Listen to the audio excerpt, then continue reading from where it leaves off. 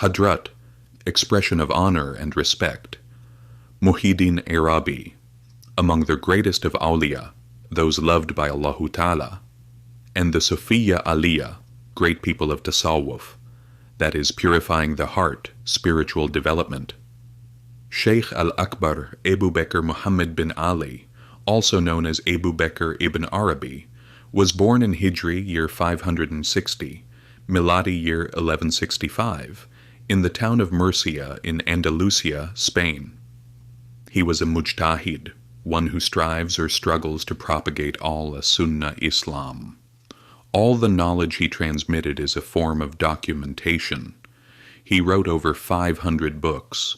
The ignorant could not comprehend his greatness, but alims, Islamic scholars, and arifs, those who have deep comprehension, wisdom, understood that he was a kamil, perfect wali, one loved by Allahu Taala. He passed away in Damascus in Hijri, year 638, Miladi year 1240. When Muhyiddin Arabi was 8 years old, his father Ali bin Muhammed moved to Ishbiliye, Seville, Spain. There, he studied with many famous alims, most notably Ibn Bashkuwal. He possessed a sharp intellect, a strong memory, and had mastery in eloquence and rhetoric.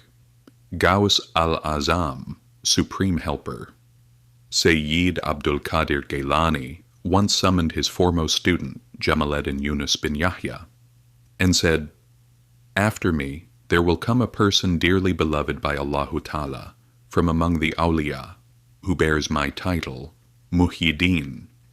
You shall deliver this cloak of mine to him." Years later, Yunus bin Yahya fulfilled this will by giving the cloak to his student Muhyiddin Arabi.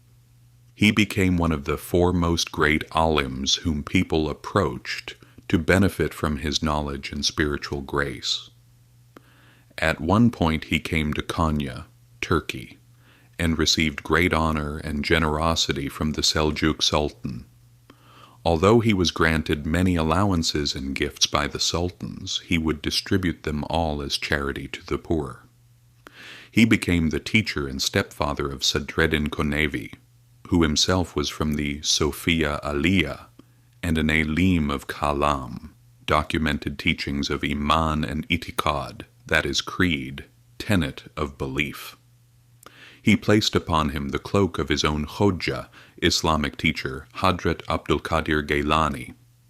One day, a philosopher who denied the mujisa, miracle worked by Allahu Taala through a prophet, of the prophets, came to his gathering. As a philosopher, he tried to interpret everything through philosophy. It was a cold winter day. In the middle stood a large brazier filled with fire. The philosopher said, "Ordinary people believe that Prophet Ibrahim was thrown into the fire and was not burned. How is this possible? Fire burns everything by its very nature." After continuing with similar words, Hadrat Muhyiddin Arabi said, "In the 69th ayat of Surah Al-Anbiya, Allahu Ta'ala says, 'O fire, be cool and safe upon Ibrahim.'" Then he took the brazier and poured the burning coals onto the philosopher's garment, mixing them with his hands. The philosopher froze in shock. He was astonished to see that the fire neither burned the garment nor the hand of Hadrat Muhyiddin Arabi. Then Hadrat Muhyiddin Arabi refilled the brazier and said to the philosopher, "Come, put your hands into the fire." As soon as he extended his hands, he immediately pulled them back due to the heat. Hadrat Muhyiddin Arabi then said, "Whether fire burns or not depends on the will of Allahu Taala." Upon witnessing this karama, supernatural wonders of walis, The philosopher recited the Shahada, Ashhadu an la ilaha illallah, wa ashhadu anna Muhammadan abduhu wa rasuluh. On the earth or in the sky, there is nothing nor anyone but Allahu Taala, who has the right to be worshipped and who is worthy of deifying, and Prophet Muhammad alayhi salam is Allahu Taala's human creature and messenger, and embraced Islam.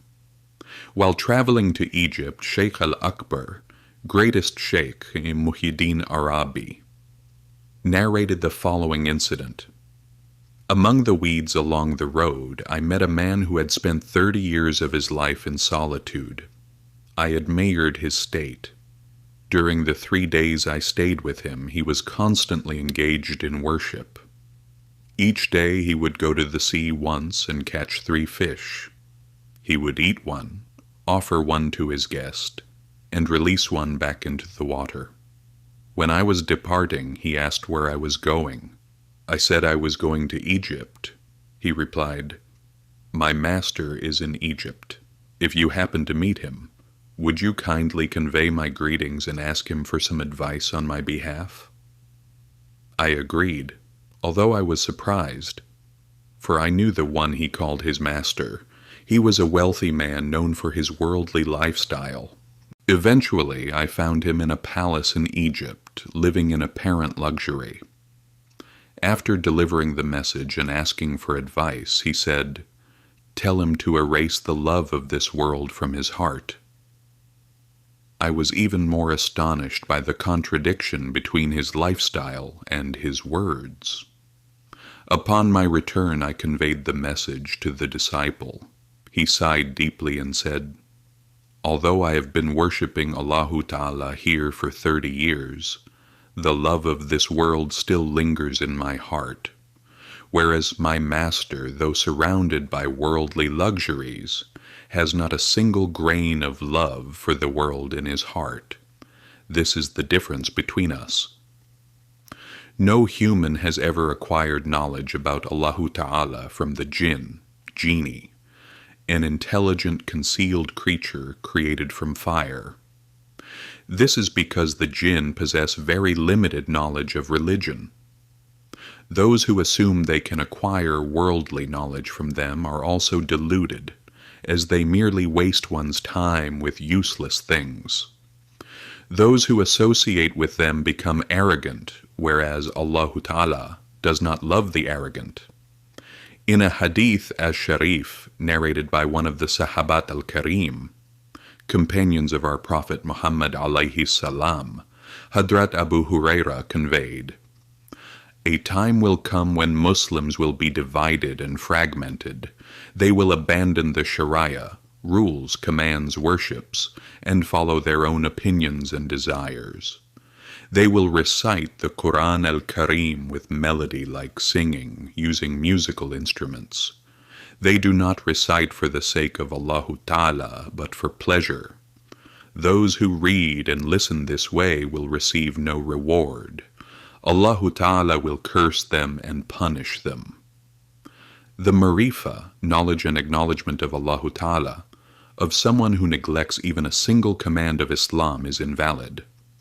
Hadrat Muhyiddin Arabi also said, "The arif, one who has deep comprehension, wise, has no intention or objective." Alims explain this as follows. A true knower of Allahu Taala does not seek refuge from afflictions because he knows that trials and sufferings come from the Beloved and are His will. Would one ever wish to separate from what the Beloved has sent? Would he wish it to leave?